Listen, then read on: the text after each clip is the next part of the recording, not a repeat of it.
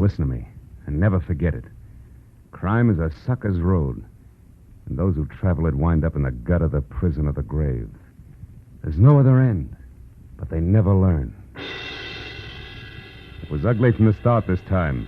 Vicious blackmail that mushroomed into murder, and all because a wild artist on a hilltop, a man in a wheelchair, and a red-haired manicurist were held too tight together by one small ebony link. From the pen of Raymond Chandler, outstanding author of mystery, comes his most famous character and crime's most deadly enemy as we present The Adventures of Philip Marlowe.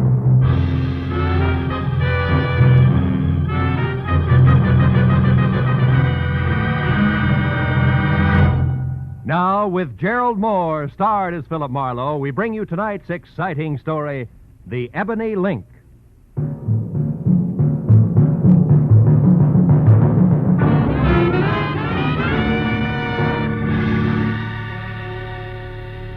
I'd spent a dismal day tracking down another wise guy who thought he could see fast money over the sights of a 45, but who ended up like they all do.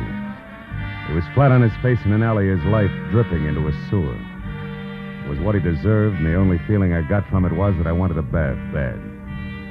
So I went home, but when I stepped out of the elevator and started down the hall, I knew I'd have to postpone it.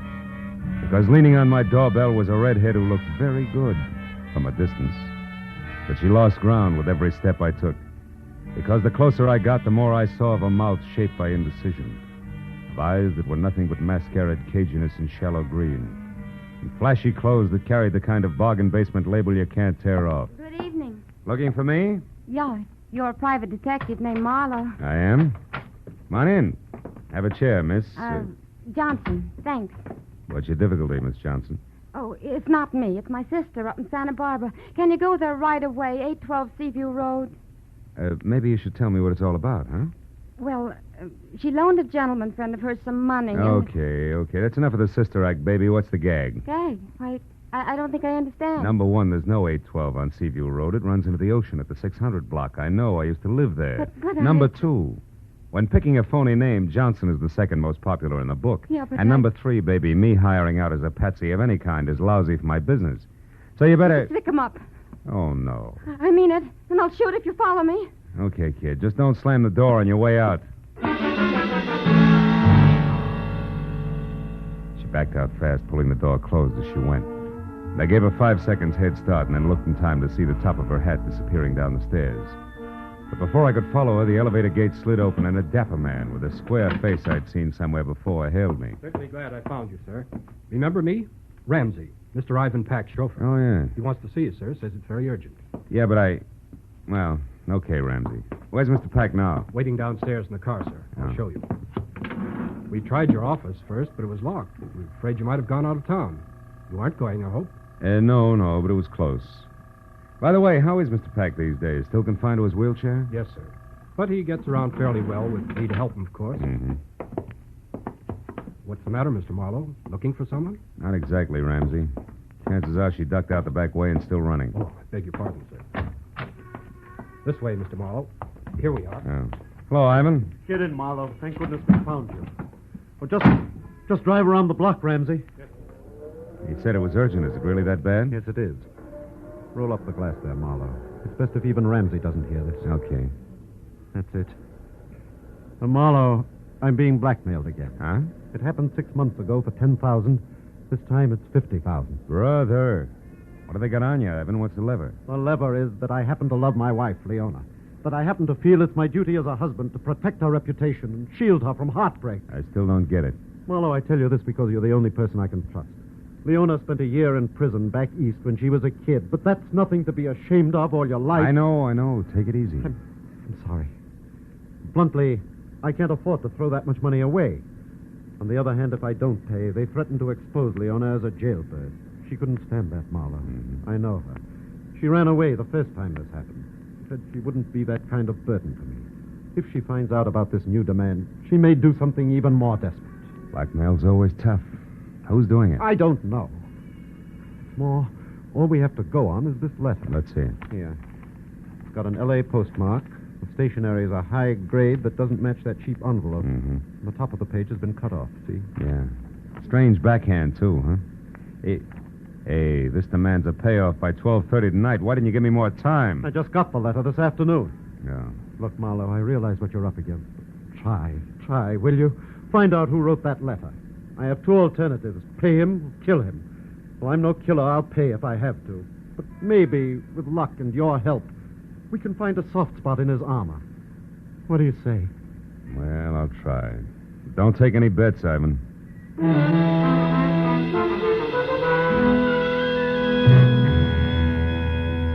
Ivan said he'd be in his office all night, then dropped me off at home where I got in my own car, pulled around a big gray sedan in the driveway, and hauled a small sample of the blackmail stationery into the police lab.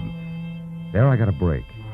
The boys had it classified in 30 minutes, and after another 30, handed me the names of 2 business houses and 12 hotels in the city that used it. It's too many to check in the time allowed, so I called Ivan Pack and started down the list. He stopped me at the 4th hotel, which was the Beverly Crest, with the word that his wife Leona had spent a lot of time and money shopping in the hotel's exclusive arcade. So I drove out to the Beverly Crest, watching a big gray sedan in my rearview mirror most of the way. But in the hotel, I killed another hour drawing blanks, even at the writing room blotters. Until, on the way out, I got another break. The beauty shop was closing for the night, and inside, slipping a coat over her manicurist's uniform, was a redhead. The same redhead who had tried to sack-track me to Santa Barbara. I followed her out of the hotel, and when she got around to the back, I stopped her. What do you want? I got curious about your sister. I don't know what you're talking about. I don't have a sister, and I never saw you before in my That's life. wishful thinking, baby. You can talk here or over a desk at police headquarters, but you're going to talk. Now, which is it? Wait a minute, no cop. All right. Okay, Marlowe, sure. I'll talk. I got a sister in Santa Barbara, all right. She's a mermaid. She comes up once a year to fish for seagulls, and she wanted you to bait the hook. Come on. Straighten it out. You're smack in the middle of a lot of trouble, and it's getting deeper fast. Believe me. No, I'm not, wise guy. You're in the middle. In fact, you got trouble right behind you. Stop it.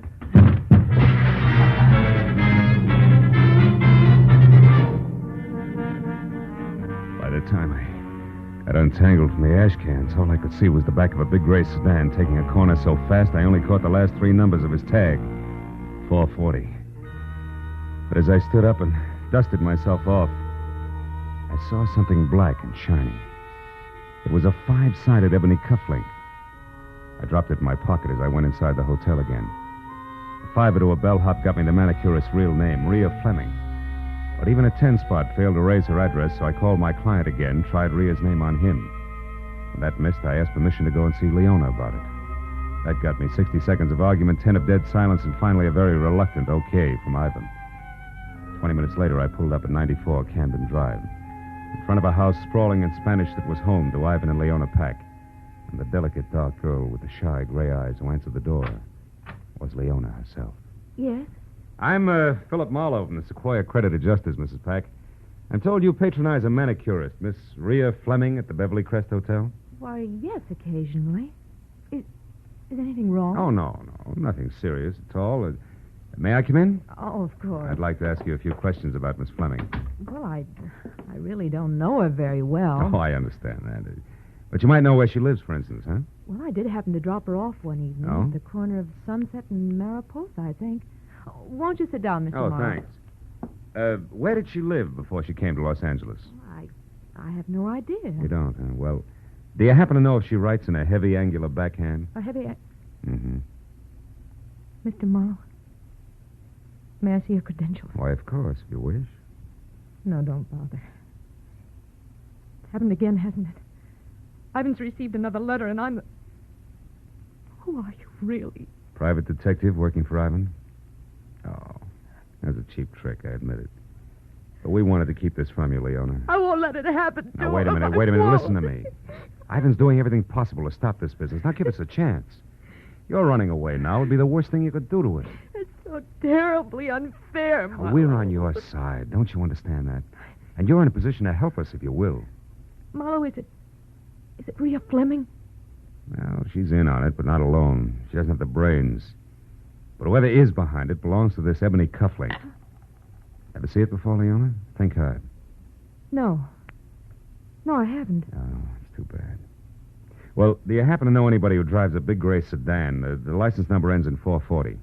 That might be Bruce Morachek, Morachek, who's he? an artist Ivan hired to do a portrait of me. Mhm. Picture isn't finished yet. It may never be. Bruce is too temperamental and exacting, but Why did you ask about him, Marlowe? Yeah, because I've been tailed by a gray sedan since I first started in this mess. Oh, it couldn't be Bruce. I'm sure of that. Now, we'll see. And, Leona, until you hear from me again, promise you won't do anything rash, huh? Where are you going now, Marlowe? Put some pressure on Rhea Fleming. Her character has all the sterling qualities of mud pie, and I think she'll crack just as easily. So long, Leona. I'll call you. In spite of what Leona had said, I still thought there might be more to Bruce Moracek than ever got on canvas. And when I was out of the house and halfway to my car, I knew I'd have a chance to find out because across the street, a door flew open on a big gray sedan. And better than 6 feet of swarthy but handsome man clambered out and rushed toward me. It wasn't the lock of black wavy hair that dangled dashingly over one eye, but the fact that his hands were curled into very large fists. It gave me a definite them or us feeling about him, and the closer he got, the more certain I was that I'd have to let him have it first. And when he got within reach, I did just that. Ha! And why are you taking that one over, chum? Try this. How long have you had on that polo shirt? Speak up. All day. Confound you. But you don't have to knock me down to find that out, you idiot. No, it was faster that way, and I'm not through yet. You've been tagging me all night, and I don't like it. How come? You wouldn't understand. Try me. Come on. I haven't got much time. All right. Until yesterday, I was working on a portrait of Mrs. Pack. Yeah? She's an exquisite subject, but I quit because it became impossible. Mm-hmm. She's being so upset by something or someone she doesn't even look like the same person from one day to the next. And that's supposed to explain why you've been tailing me all over town? I told you wouldn't understand.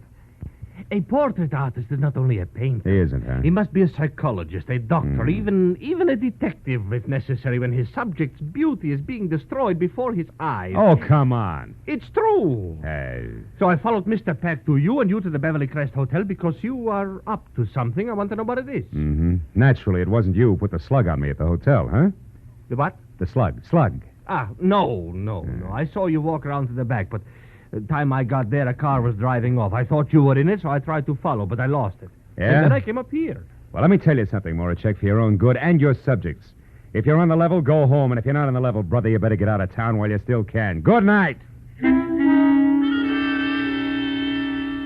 I looked back just before I turned the corner, and Moracek was still standing where I'd left him.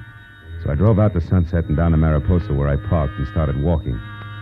And I was more than an hour ringing doorbells, interviewing kids, husbands, and homemakers, and running down false leads before I finally found the mailbox labeled Rhea Fleming, rear, in a brown stucco 2 blocks south. I hacked my way through the underbrush hugging the front house to a converted guest cottage in the back numbered 8811. I didn't bother to knock. I just walked in. Hey, darling, I was beginning to think you'd never get... Milo, get out. Get out of here or I'll scream. I scream louder. Who's the boyfriend you're expecting, Rhea? I don't have a boyfriend. It wasn't your grandfather that piled me up at the hotel tonight, baby. It's your last chance. Who was it? I don't seem to recall the incident you refer to, Marlo. Now, listen, jerk. You're in a rotten blackmailing game right up to your earrings. And what's more, your extortion letter went through the mail. Did you get that? That's a federal rap. You can't beat it. And I'm going to see that you don't because I'm sick and tired of fooling with you. You're too stupid to realize when you're licked. Federal rap? I didn't know that, Marlo. Who are you calling? Cops, of course. I'm through. I'm putting you out of circulation right now. No, wait. Don't do that. I'll tell you who's with me. Okay. It's... No, I can't. Rhea, come back here, you fool! No! Rhea! Holy smoke. Rhea, who was it? Who did this? Gee, I didn't figure it'd go this far. I just didn't realize. No, I guess you didn't, baby. One down and one to go.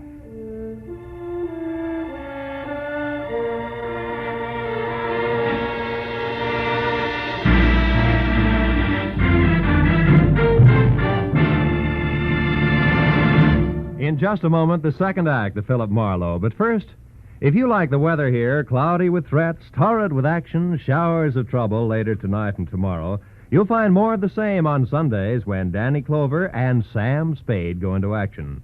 Danny Clover is the thoroughly human, fast-thinking detective of Broadway is My Beat. And Sam Spade is the...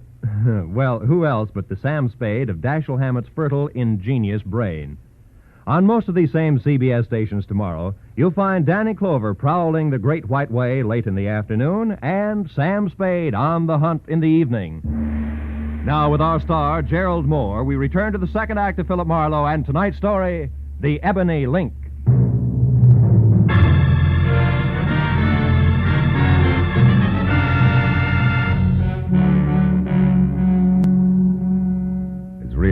face relaxed in death, the gaping, frightened people who make up every street scene began to gather. And as each newcomer timidly edged forward and then caught his breath at the sight of the dead girl, and in a small, tight voice asked whoever was standing next to him what had happened, only one thought kept running through my mind. Leona's blackmailer and the murderer of Rhea were one and the same. So leaving my card with an old, toothless biddy who demanded to know why I was running away before the police arrived, I piled into my car and headed for Ivan Pack's office on La Brea. I pulled to a stop just as a chauffeur named Ramsey darted out of the building and into the family limousine, parked at the curb, and pulled away fast. But since Pack was the man I wanted to see, I dismissed the thought of a not-so-merry chase, went to the door and knocked. 5 minutes went by before my client wheeled himself out of an inner cubbyhole and opened up. And another 5 while I brought him up to date, blow by blow, the redhead's violent death included. Murdered Marlowe? Yeah. And for my money, the noose fits whoever she's working for, who was also the party that dropped me in the alley behind the Beverly Crest Hotel, and this Ebony cufflink and doing it. Ever see it before? Why, no, I haven't. You sure, Ivan? Sure it wasn't once holding a lot of fancy shirt together for one Mr. Morocek, maybe? Bruce? Well, why him, Marlowe? Because he's been tagging me all night. Say, tell me, Ivan, how well do you know him?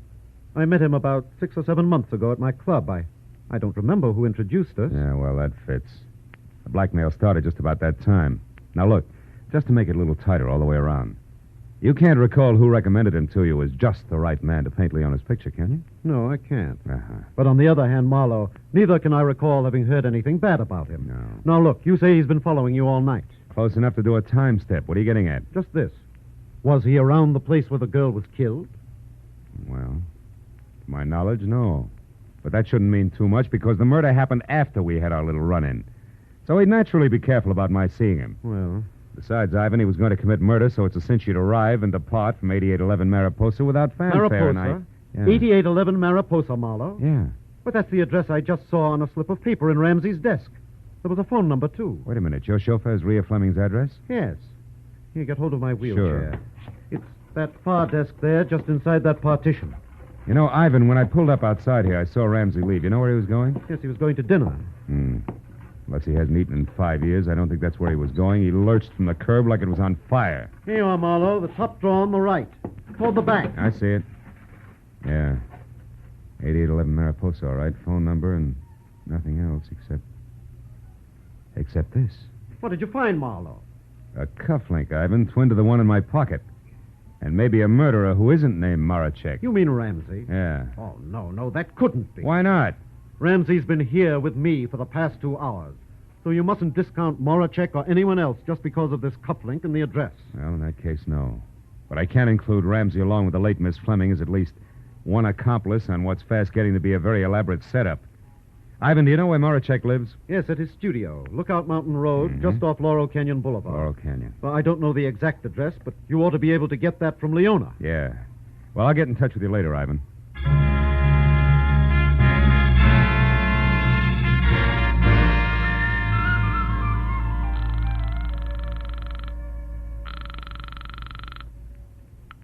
Hello? Hello, Leona. Now, listen hard. Did Bruce Morocek come up to see you after I left? Yes, he did. What'd he say? Well, only that he'd collided with you on the stairs and that he wanted to know who you were, what business you had with me. Did you tell him? Of course not. I wouldn't tell anybody anything about this. He didn't like that, huh? No, as a matter of fact, that's the reason he went home. Right away? Within 5 minutes. Yeah. He said he was going back to his studio and would be there all night if I needed any protection. But why? Is it because of something you found out at Rhea's place? No, it runs the other way. It's what I didn't find out. She was murdered, Leona. She would... Rhea? Who could have done it, Phil? Whoever's blackmailing you, I'm positive. But whether or not that's Morocek, I don't know yet. Now, look, what's the number of his place on Lookout Mountain Road, Leona? Come on, fast. 173. 173. Oh, but Thank Phil, you, must and be... goodbye.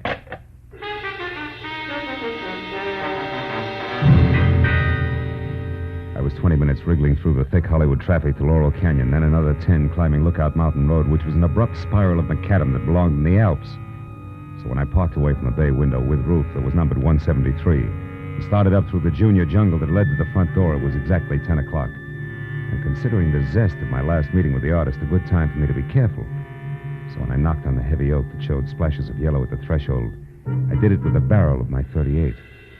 When I got no answer, I tried again, louder. It was then that Morocek replied, but not as I had expected, because he was behind me. And his greeting was a fist the size of a cannonball coming at the side of my head. Fast! Oh! And now, Marlowe, I'll take your gun here. And if I have to use it, I will. No doubt. It worked before. Huh? What are you talking about? Come on, Buster, get off it. You act like a paint. Let's not waste each other's time. All right. Then inside, Marlowe, where we can get to the point fast and in privacy. Go on. All right. The door is not locked, detective. I don't know what you want here, but I'm going to find out, believe me. You can skip the thumb screws, Rembrandt. I'll make it very plain for you. I want to know why you think you can get away with a doubleheader like blackmailing Leona and murdering your own accomplice. Any comment? Yes, you're either stupid or a raving maniac. Now listen, Marlowe. No, Moracek. you listen to me. Leona Peck is a good friend of mine, Marlowe. I'm very fond of her. I'm not going to stand here and be accused of blackmailing her. And I suppose that talk of murder at 8811 Mariposa also offends, huh? It does. And until you mentioned it, Marlowe, I didn't even know Leona's trouble was blackmail. And as for a murder at something or other Mariposa, I have been here painting since I last saw you. Which who will swear to? Nobody. Ah. But if you will step over here, you can see that this canvas is fresh, that the paint is still wet. It was my chance. The second he got in front of his canvas, he forgot he was holding my .38 in his hand. And as he talked, he pointed with the barrel like it was a paintbrush. When I was close to him and my right foot was against one leg of the easel, the time was right. Marlowe, are you satisfied? Not quite! Mr. Mullercheck. Now, since I'll also use this gun if I have to, get up. Oh, now Stand look over what there you against did. that wall. Oh. Come on. You're going to get a chance to tell that story again, Bruce boy, but this time to the police. And I... Hey, Mullercheck. What? That painting there. That's Leona, right? Huh? Of course that's Leona. Does it look like a battleship? No comment. But also, Mullercheck, it looks like a lot more, and by that I mean the answer to who's both the blackmailer of Leona and Rhea Fleming's killer. Now I think I know. Apologies and farewell, Buster. You're nothing worse than a sucker. Yeah, but Marlowe, I don't understand. Where are you going? To Leona's place. Friend Ramsey is due there at the moment, and that may mean murder again. So long, Rembrandt.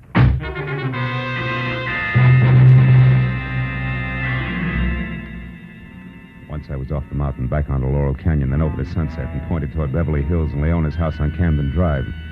I kept my right foot heavy on the accelerator and my mind working just as fast. Because no matter which way I added things, I was still basing a lot on a little, and a few important points shy of figuring the whole deal. And 5 minutes later, when I was parked and walking toward the door of number 94, nothing was any clearer.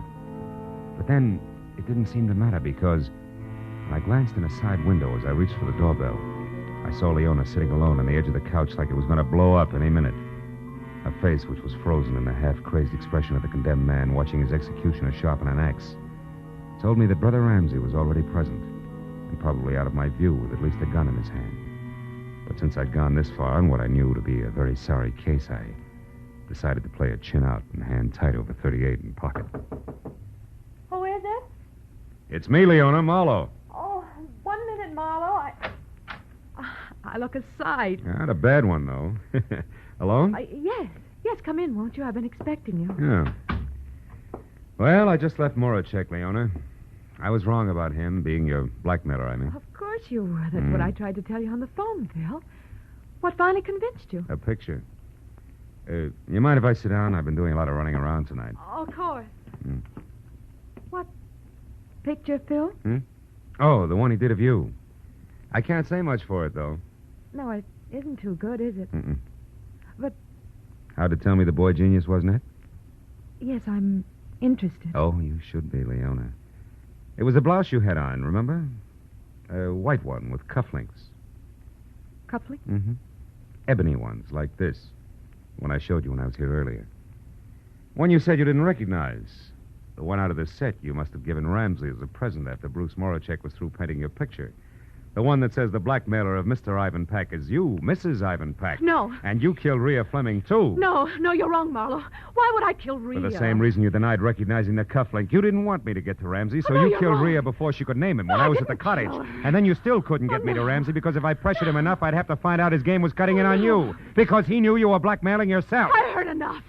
You're smart, Marlowe, very smart. But how do you think you're going to prove all this?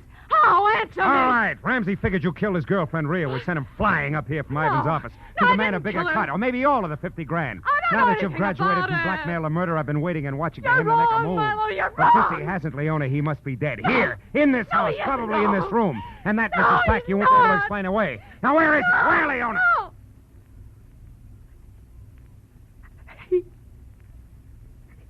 There, Marlowe. Behind the couch.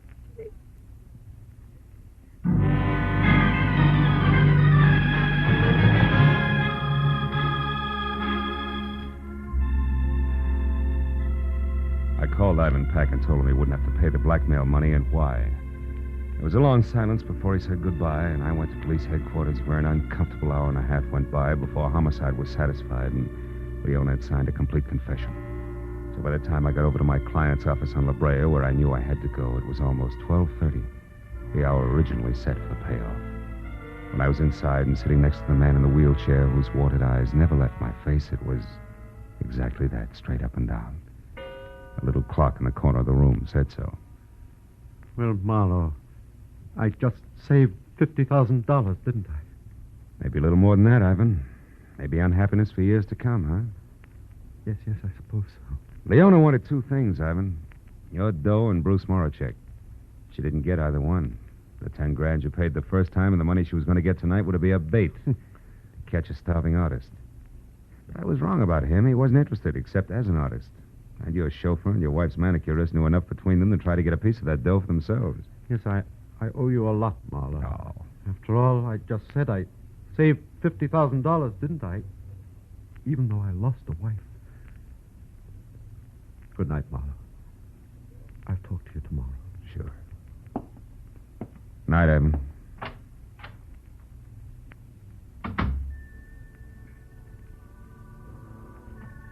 Outside, the night air was clear, almost cold. Felt good against my face, so when I got to where my car was parked, I didn't get in right away, but stood next to it. Thought about Ivan Pack, two people he trusted most, his wife and his chauffeur. One already dead, the other soon would be. I reached into my pocket for a cigarette and came out and stayed with the cufflink. The ebony cufflink. Jet black, clear through. I dropped it into the gutter where it belonged, then got into my car and went home.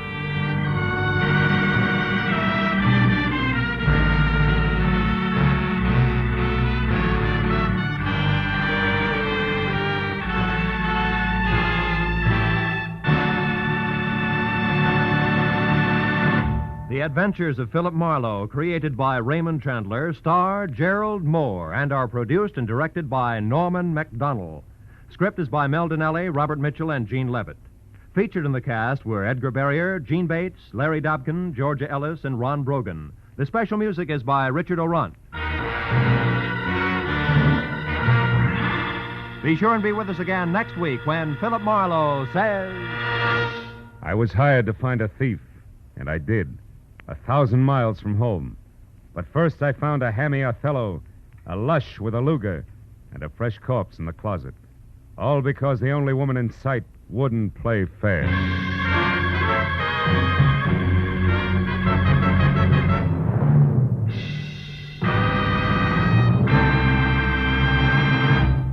There's gold in them trills when just a little bit later tonight, Sing It Again comes along, offering a grand prize of $52,000 to some lucky CBS listener. Phone calls will be going out to listeners from coast to coast asking for answers to the merry, tuneful riddle songs, which, if you solve one correctly, gives you a chance at the fabulous Phantom Voice Award. Tonight, it's 27,000 in wonderful prizes if you can tell who the Phantom is, plus 25,000 in cash if you can answer one more question about him. So stay tuned to CBS for Sing It Again, which comes along later tonight, and for Gangbusters, which follows immediately over most of these same CBS network stations. This is Roy Rowan speaking.